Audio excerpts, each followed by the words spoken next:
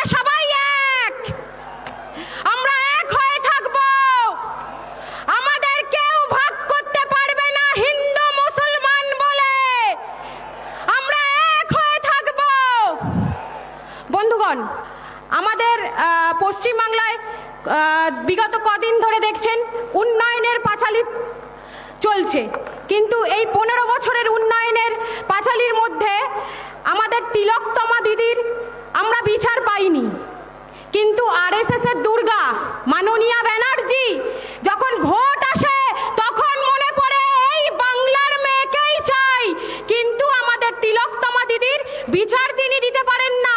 9 বছরের তামান্নার বিচার তিনি দিতে পারেন না। আমরা রাস্তায় থাকব নারী নিরাপত্তার জন্য। কি থাকবেন তো মায়েরা?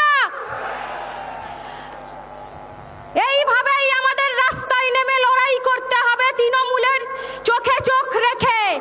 এটা 2021-এর আইএসএফ নয়, 2026-এর আইএসএফ। এটা নবান্ন কোম্পানিকে মনে রাখতে হবে, পিসি ভাইপোকে মনে রাখতে হবে। রিঅ্যাকশনের পাল্টা অ্যাকশন হবে এবার থেকে। আর ভাইপো বলেছে ভাঙড় দখল করবে। ভাইপোর জন্য ভাঙড়ের মা বোনেরাই কাফি, ছেলেদের লাগবে না, মা বোনেরাই এবারে বুঝে নেবে ভাঙড়ের। তাই আমরা নারী নিরাপত্তার জন্য আমাদের রাস্তায় থাকতে হবে। লক্ষ্মীর ভান্ডার দিচ্ছে, লক্ষ্মীর ভান্ডার সরকারকে দিতে হবে। ওটা নবান্ন কোম্পানি বা ব্যানার্জি পরিবারের বা পৈতৃক সম্পত্তি নয়, ওটা আপনার আমার করের টাকা থেকে না লক্ষ্মীর ভান্ডার দিচ্ছে। তাই বন্ধুগণ, আমাদের রাস্তায় নেমে লড়াই করতে হবে। আমরা সবাই একসাথে লড়াই করব, চোখে চোখ রেখে লড়াই করব। 2026-এর বিধানসভা ইলেকশন হবে হলো চোরদের বিরুদ্ধে, চাকরি চুরির বিরুদ্ধে।